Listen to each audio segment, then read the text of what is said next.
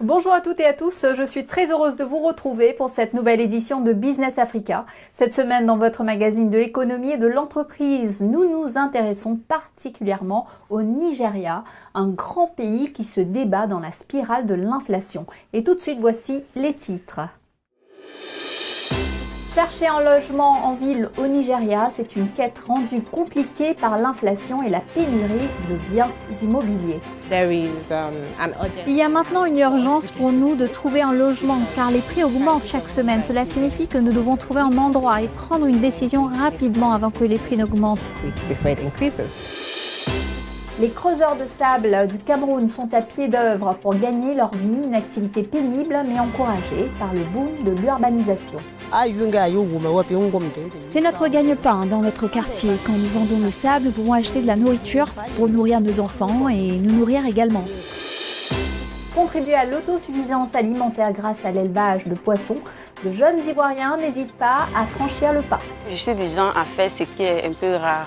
C'est pourquoi je suis venue à Boisson pour me faire former en pisciculture et aller développer ça dans ma commune. Si vous êtes actuellement à la recherche d'un bien immobilier, vous avez probablement remarqué que les prix sont en hausse depuis longtemps. Dans la plupart des pays africains, l'inflation a fait grimper le coût des matériaux de construction et de la main-d'œuvre. Le Nigeria, l'une des plus grandes économies du continent, a été particulièrement touché en raison de la dévaluation de la monnaie et des effets de l'inflation. Il est confronté à la fois à une pénurie de logements, un déficit de 28 millions d'unités et à des difficultés d'accès à la propriété pour la plupart des ménages. Notre journaliste à Abuja, Annabelle Ayambade, a suivi des acheteurs potentiels à la recherche d'un nouveau logement et a discuté avec des agents immobiliers. Découvrons-les ensemble. Les promoteurs et les architectes au Nigeria ne peuvent plus se fier aux devis quantitatifs des maîtreurs. Les prix s'envolent toutes les 48 heures au lieu des 4 à 6 mois habituels, ce qui entraîne une augmentation de 300% des coûts de construction dans tout le pays et de potentiels retards de projets. Cela va causer des retards de projet, car si vous dites aujourd'hui à un client que son projet coûtera 10 millions, comment lui expliquer quand il donne son accord et que nous avons fait la paperasse et juste une semaine plus tard, au moment du paiement, vous dites « Attendez, le coût n'a pas augmenté de 10 ou 20%, mais est passé entre 15 et 17 millions. » Le taux d'inflation du Nigeria est passé de 11,25% en 2019 à plus de 28% en 2024, réduisant drastiquement le pouvoir d'achat des investisseurs immobiliers et modifiant systématiquement la relation entre clients et promoteurs dans tout le pays. Nous sommes inquiets de notre côté car nous ne pouvons pas acheter.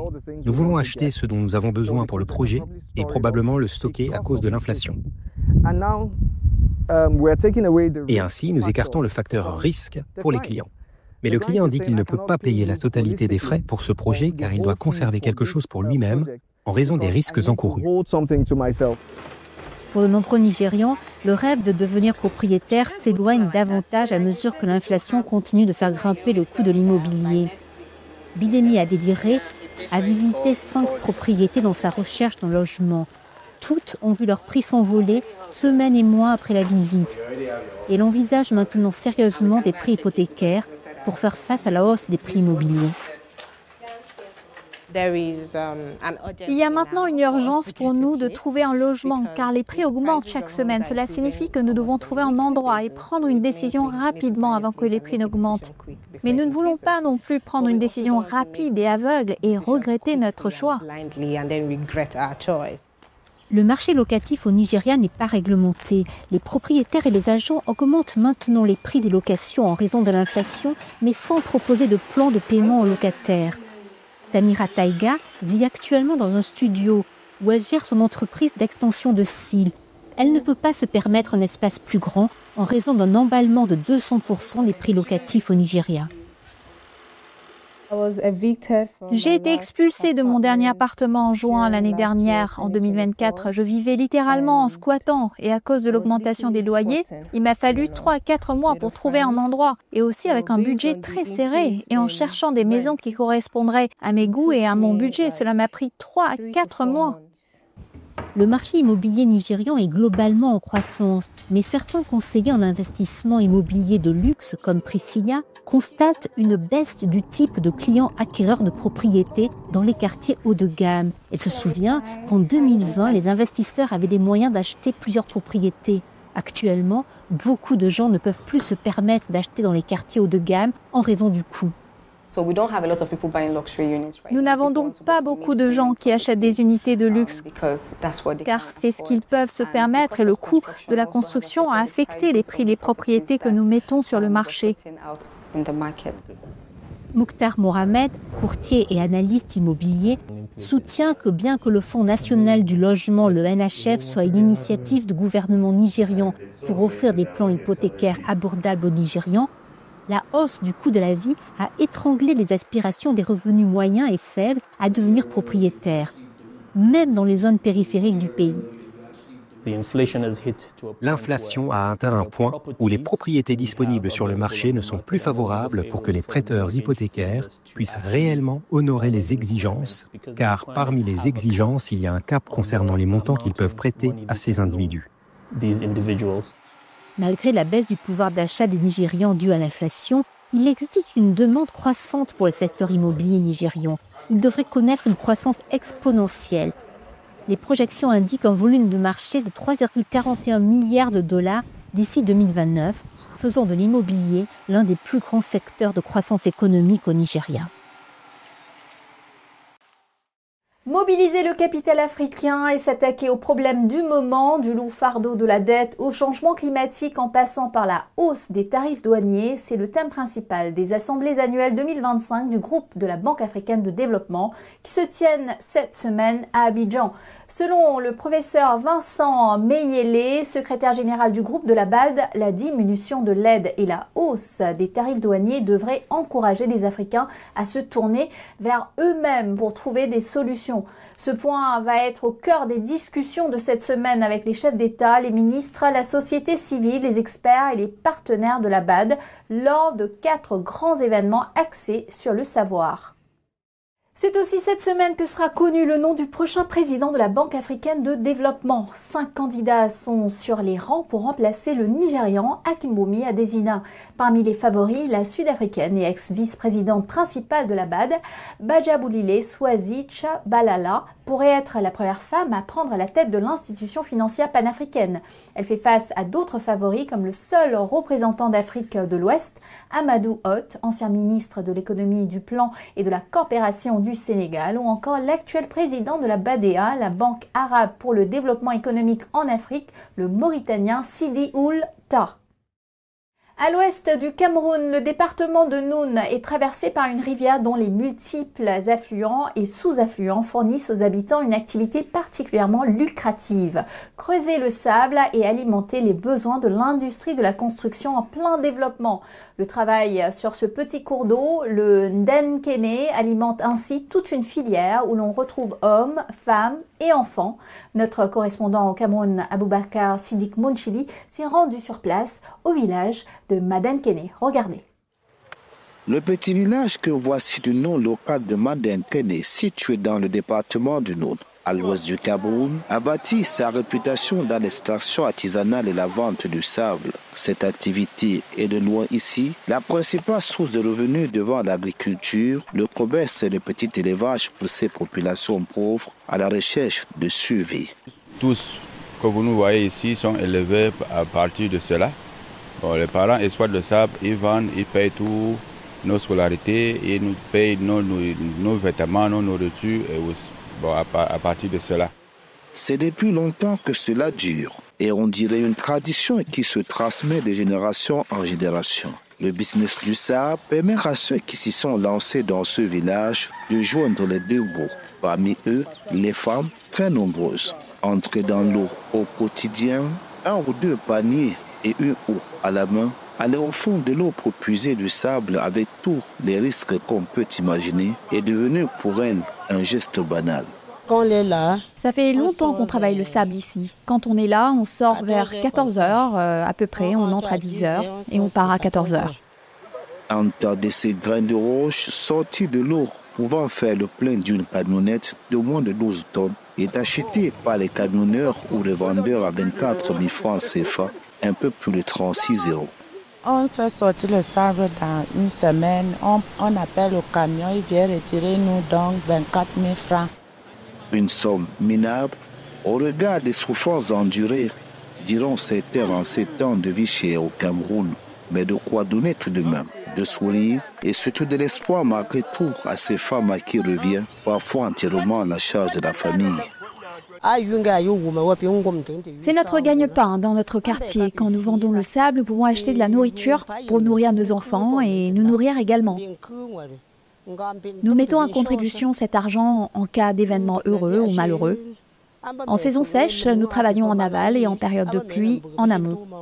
Nous nous battons ainsi pour que les enfants ne restent pas à la maison sans aller à l'école. La priorité dans nos dépenses, c'est la scolarité des enfants, même avant notre alimentation. Certaines de ces femmes, tout comme d'autres exploitants hommes ou enfants, travaillent à leur propre compte.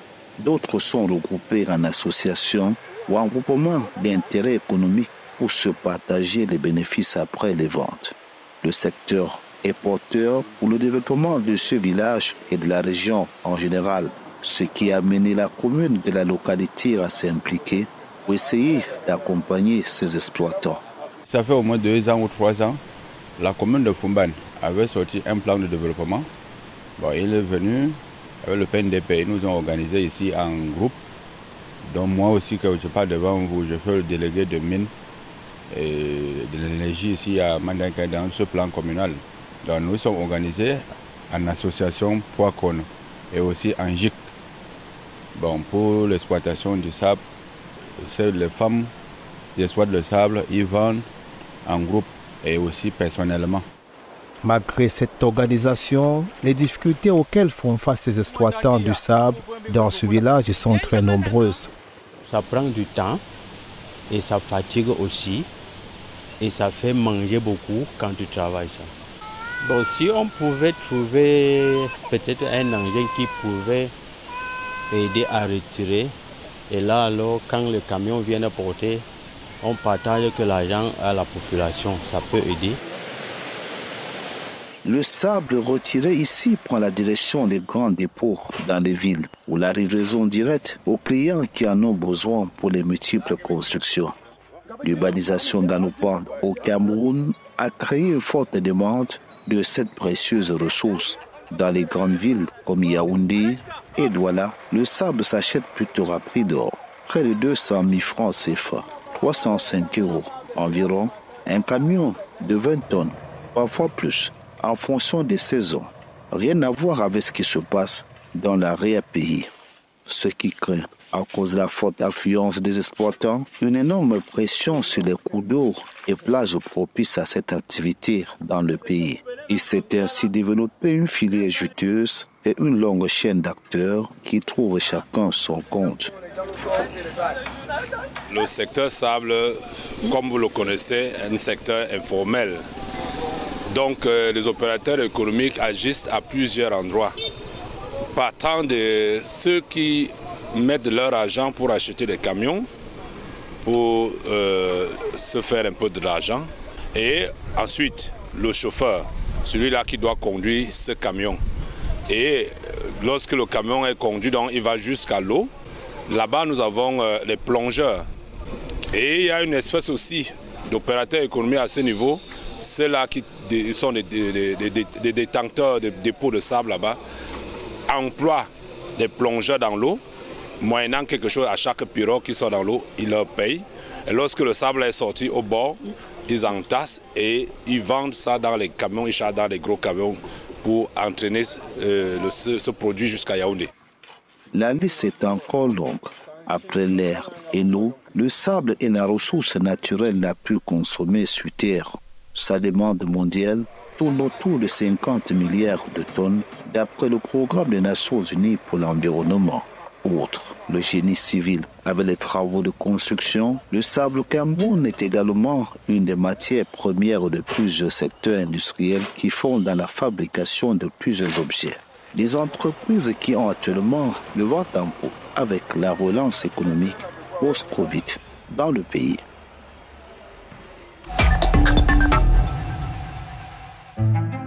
As part of the activities to mark the 90th anniversary of the British Council, the 90 Youth Voices Initiative was created to bring 90 young leaders from 43 countries together in the UK to exchange ideas and learn from each other. The young leaders also heard from policymakers, civil society, and youth organizations from across the UK. Out of the 90 young leaders selected, 17 were from across Africa, and today, many of them have already started to put their learnings into practice in their own communities and are inspiring others. I was inspired to participate in 90 Youth Boys Anniversary in UK because I had a passion in digital literacy, and also I want to see accessibility and full inclusiveness. When I was in UK, the most things I was thinking about is how I can come back to my country and implement the things I learned. Happily, I have been engaging with British Council very often, and I have been developing a project where I can benefit my Ethiopian youth, and I want to share the lessons I have learned. The program taught me more about the power of collaboration, reinforcing the idea. The responsibility of being ahead is to create better opportunities for those behind. Helping the youth find their voice and make informed career choices is very fulfilling for me. I call upon all young people that we are the agents of change and we can do this change. Of course, we cannot do this alone, but I call upon stakeholders to help the young people.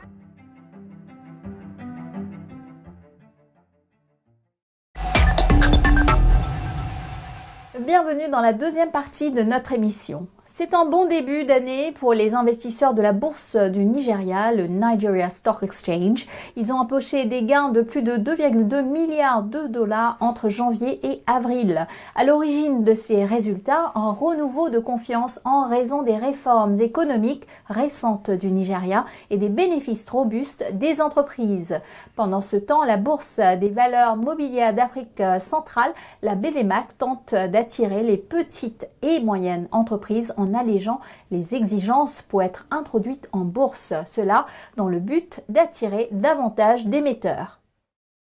Est-ce la guerre ouverte entre Meta et le Nigeria? Une chose est sûre, il y a des tensions. Le géant américain propriétaire des plateformes de réseaux sociaux WhatsApp, Facebook et Instagram est très mécontent de l'amende de 220 millions de dollars dont il a écopé après l'échec de son appel contre un jugement nigérian en cause des violations de la protection des données des consommateurs sur ces réseaux que les autorités décrivent comme invasives. En réponse, Meta insiste à disposer des outils pour permettre à ses clients de sécuriser leurs données sur ces réseaux sociaux et menace tout simplement d'en couper l'accès aux Nigérians.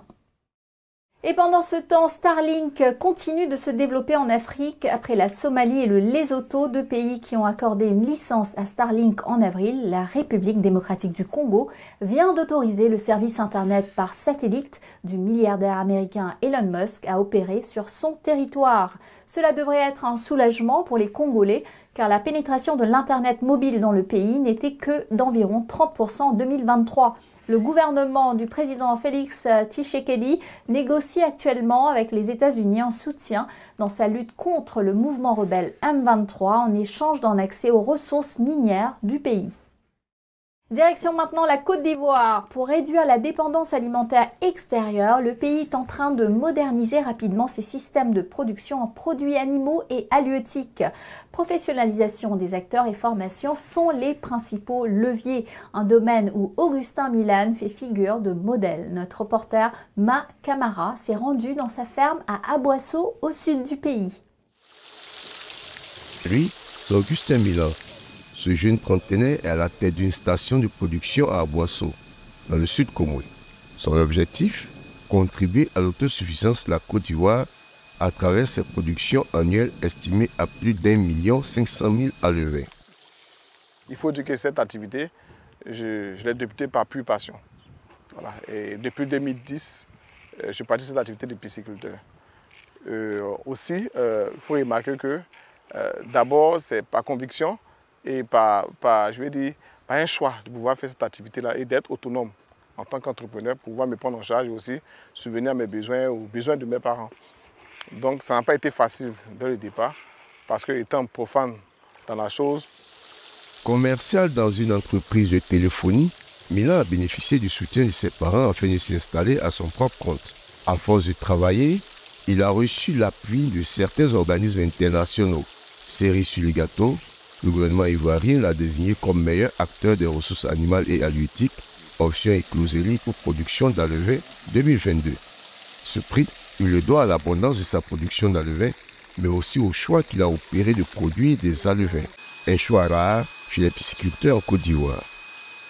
Nous sommes spécialisés en production d'alevins pour pouvoir fournir aux pisciculteurs, à tous ceux qui veulent débuter l'activité piscicole, pour avoir des alevins de qualité et pour avoir aussi des alevins disponibles pour commencer leur activité. Il faut dire que nous produisons à partir de 45 jours.